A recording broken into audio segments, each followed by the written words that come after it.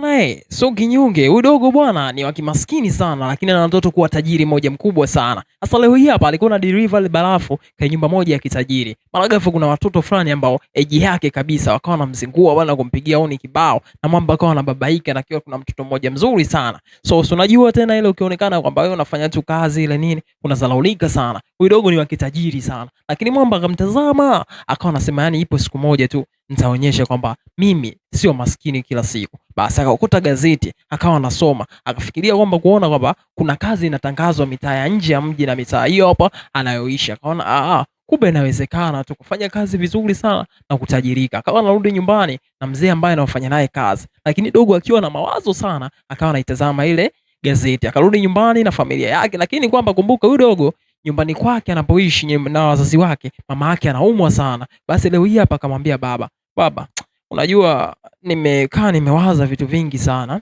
Unajua inawezekana kubadilisha maisha. Kwamba leo hii hapa nimeokota kuna gazeti inawezekana kaenda tukafanya kazi, tunaweza tukamsaidia bi mkubwa. Ili hapa gazeti lenyewe nimeliona. Ili hapa umeona nimesoma hapa. Unaona hapa tunaweza tukapata kazi na yakabadilisha kabisa maisha yetu. Sawa?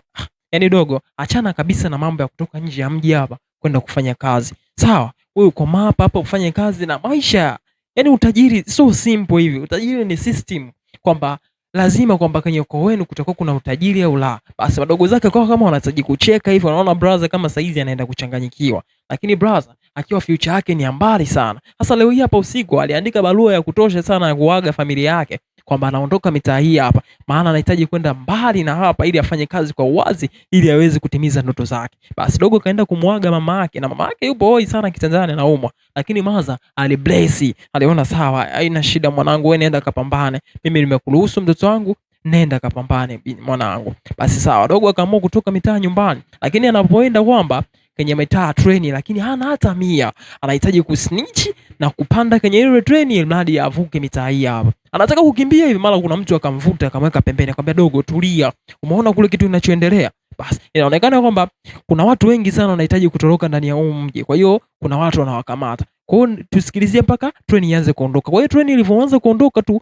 mashikaji hawa hapa wakaenda kunasa kudandia katika ile treni. Sasa yule mshikaji ambao anawakamata akakimbia, mwisho wa picha akagive up. Basi treni hiyo ikaondoka, mshikaji akahamia sasa kwenye huo mji, akawa anaomba kazi, akamwambia mimi na nguvu bwana, naweza kumbeba hata huyu. Basi watu wengi sana walifurahi kwamba dogo anania sana kazi, hata tajiri mwenyewe alifurahi. Basi haina shida, hebu mpakize huyo dogo huko ndani ili tuendelee kufanya kazi. Basi walienda kufanya kazi mitaa hiyo hapo, ni kwenda kupachika yani miti, yani huyu boss anahitaji kwamba azungushie fence eneo lake, lakini akutana na mtu ambaye age yake kabisa, akamwambia shindilia kweli mzee, mbona unafanya kazi raise? Hapana bwana brother, si unajua.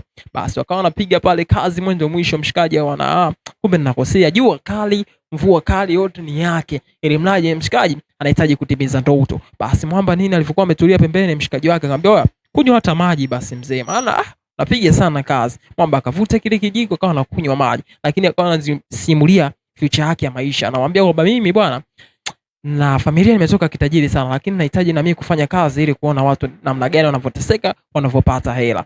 Kweli kabisa, unajua bwana, mimi mwenyewe na mpango wa kufanya kazi kubwa sana ili mradi na mimi nibadilishe maisha yangu, maisha yawe fresh. Basi wakafurahi pale kushare idea nini. Basi mida fulani hivi usiku ulipofika, wanaonekana kwamba watu wakiwa wanacheza karata hivi nini wanafurahi, lakini dogo yuko zake pembeni ameshika noti anaandika kwamba ana mawazo mengi sana ambayo yanamchanganya, anahitaji kuandika vitu ili labda vinaweza vikamsaidia. Basi akaona ngoja nimfuate huyu boss, akamfuata boss, naweza nikapata hapa kidogo ni share mawazo kidogo na wewe. Boss akamwambia haina shida, mkaa hapo tuzungumze.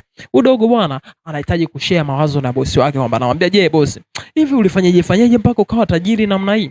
Akamwambia bwana ni vitu vimoja vya ajabu sana kupata utajiri. Kwa hiyo unaweza kwamba ukafanya kazi kwa nguvu na pia yani make hela, kwamba sio kila kazi unayofanya lazima hela upate, yani utumie yote hapo hapo. Kwa hiyo unatakiwa ujitahidi utunze fedha.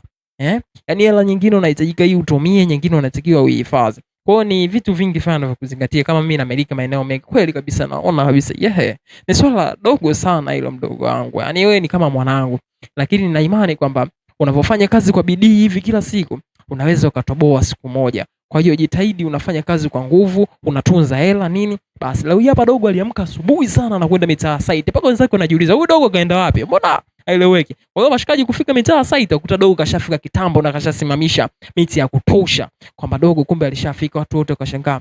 Hata bosi pia alifurahi kwamba dogo, hivi inawezekana tukaungana wote kwa pamoja na tukafanya kazi ikaisha kwa wakati ili tupate hela yetu ili tuendelee na maisha mengine. Basi kwa upande huku bwana namuonyesha kwamba bosi akiwa anaangalia dogo anavyoelekeza wenzake je namna gani ya kufanya kazi akawa anafurahi sana. Basi chache tu kazi ikakamilika na wakafurahishwa fresh. Leo hii hapa ilikuwa siku ya kupewa posho. Sasa kila mtu anapewa posho yake. Kwa hiyo bosi alivyomwona akaona ngoja nimuongezee kibunda. Unajua bwana dogo, nakupa hii hela, tunza hela, pambana, hapa ndo mjini umeshafika.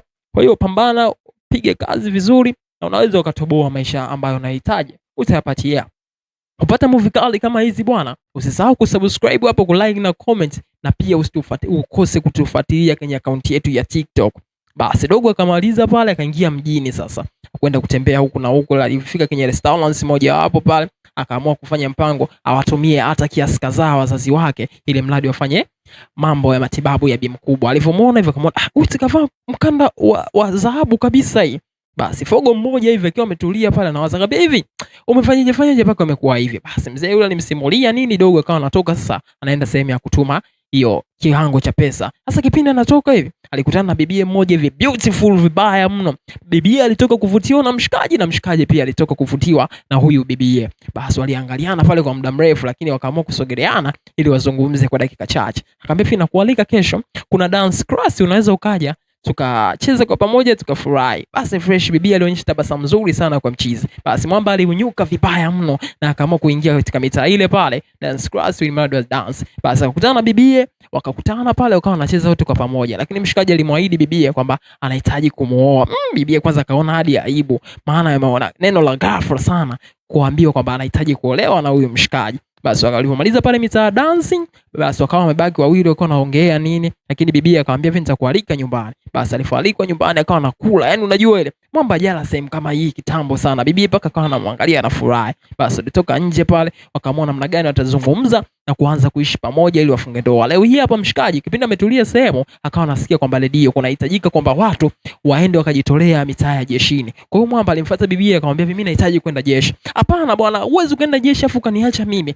Mimi siwezi kabisa. Akamwambia wewe, nimekwambia hata usemaje kama mimi binafsi najipenda mwenyewe, lakini mimi lazima niende. Kama utanisubiria sawa, kama hutonisubiria sitojali kwa hilo. Mimi ninachojua natunza future yangu, kitu gani ambacho ninachotaka. Kwa mwamba akaamua kudisappear namna ile pale na bibia. Basi kwa upande huko mshikaji alifika mitaa jeshini nini, na leo hii hapa kuna barua ambayo inahitajika ipelekwe kwenye front line. Basi mwamba kuna mwamba moja akawa anapewa, lakini mwamba alivyoiona akamwambia mimi hapa nitaipeleka, sio na wasiwasi wala nini. Basi mwamba aliamua kujitolea. Unajua tena jeshini ili mradi ujitolee, upambane, uwaso namna gani ya kufanya. Sio mwamba luka viunzi vya kutosha, si unajua tena mabomu nini ya kutosha. Sasa kuna mtu alimbaye alikuwa anatakiwa kumove kutoka upande mmoja, alipigwa na bomu, lakini mshikaji akaona so kesi siwezi nikamwacha, akaamua kumsogelea paka pale ili mradi amvute amweke sehemu nzuri kabisa ili aweze kumsaidia mwenzake. Kwa hiyo mwamba akawa anazidi kumsaidia pale, amweke kwa begani ili mradi asogeze. Bwana, kupata movie kali kama hizi next inakuja soon, na hii movie jaisha ni ya moto sana. Usisahau kusubscribe hapa, kulike na comment ili kuendelea kupata movie kali kupitia Gabby TZ3. Alright.